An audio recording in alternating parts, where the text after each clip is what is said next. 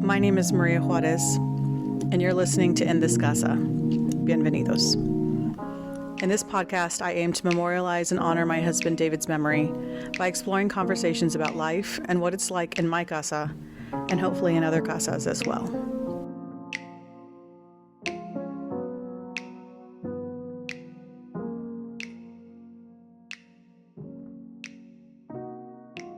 Welcome back to In This Casa, and thank you for joining me.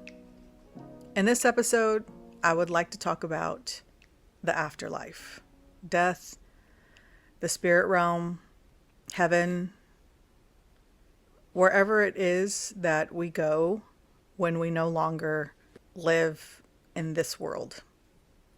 When our spirit or our soul leaves its physical form on this planet.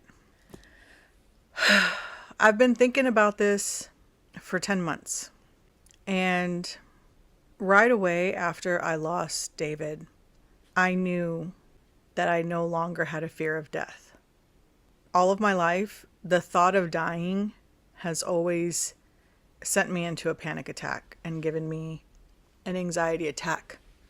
It's always been something that I didn't really want to ponder on too much because the thought of dying, non-existence, what comes after, being in heaven, what that's like, just panicked me all the time. And so it was something that I didn't want to talk about. I just didn't want to address ever because it scared the shit out of me.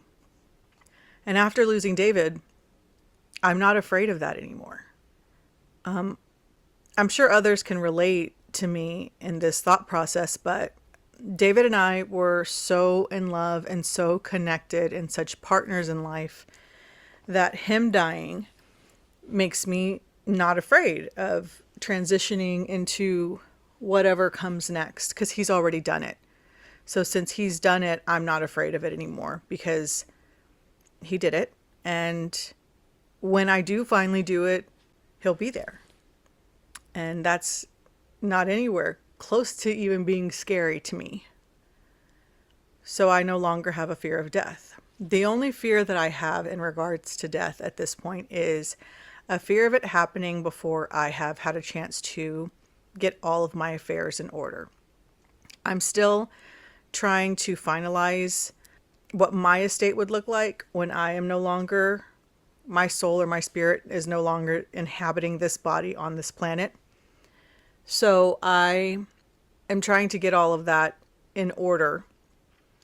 And my only concern is transitioning or dying before I've gotten everything in order, which I really don't think is going to happen.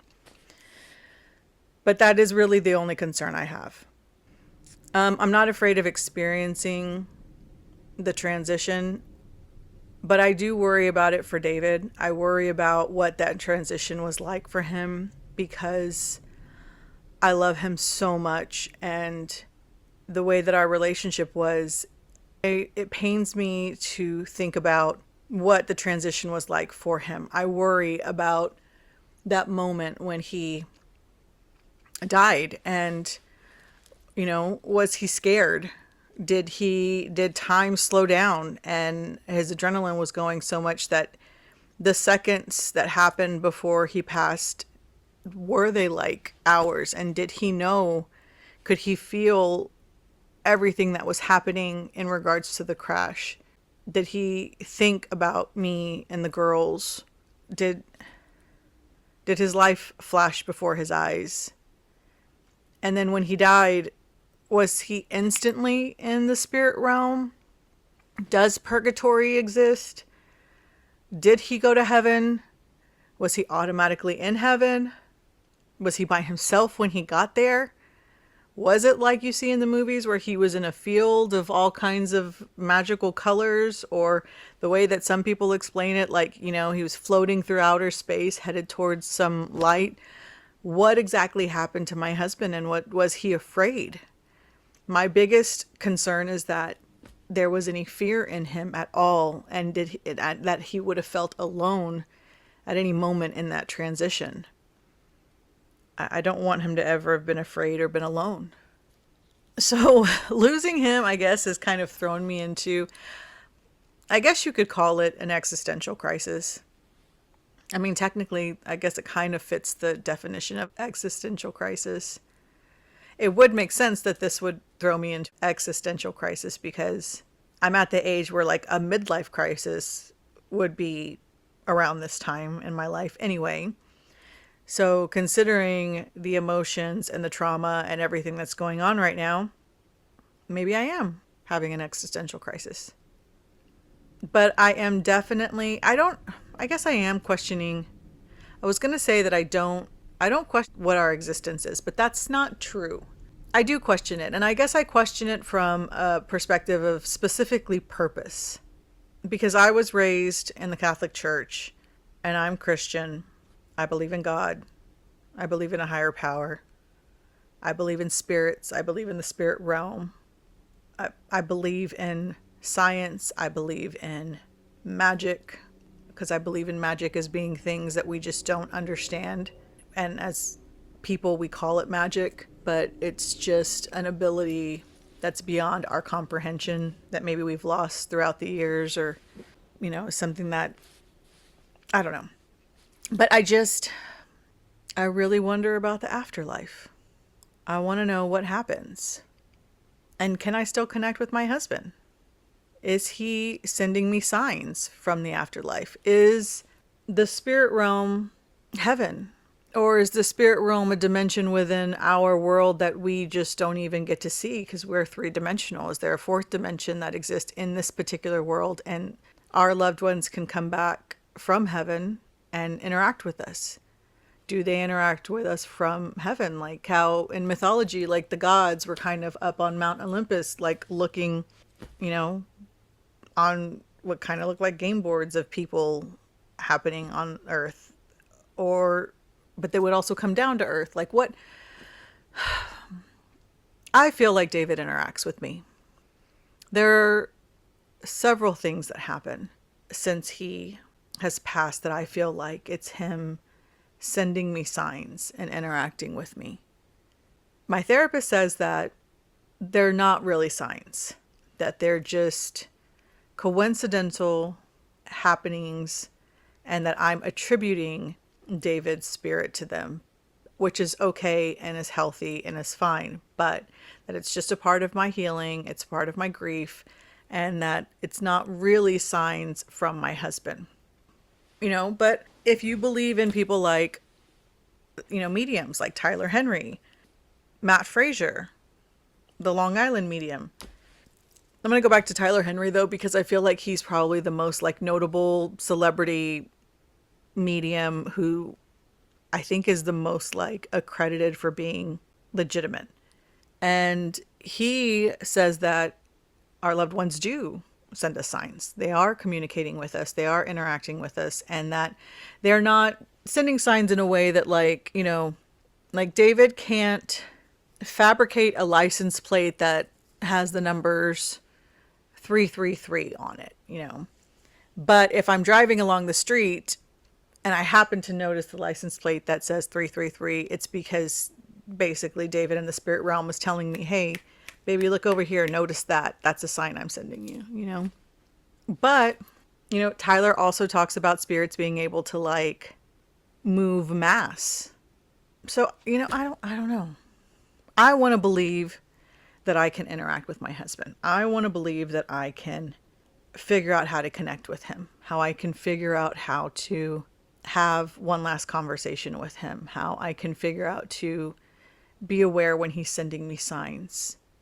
I want to believe that when I'm talking to him every day, he hears me and he knows what I'm saying. I want to believe that I am still to him who I was on this earth in the afterlife, in the spirit realm, in heaven.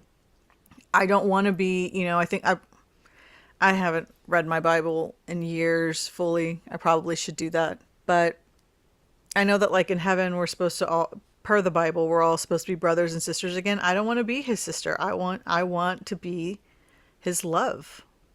I want to still be the love of his life. I hope that even when he's in the spirit realm, I am.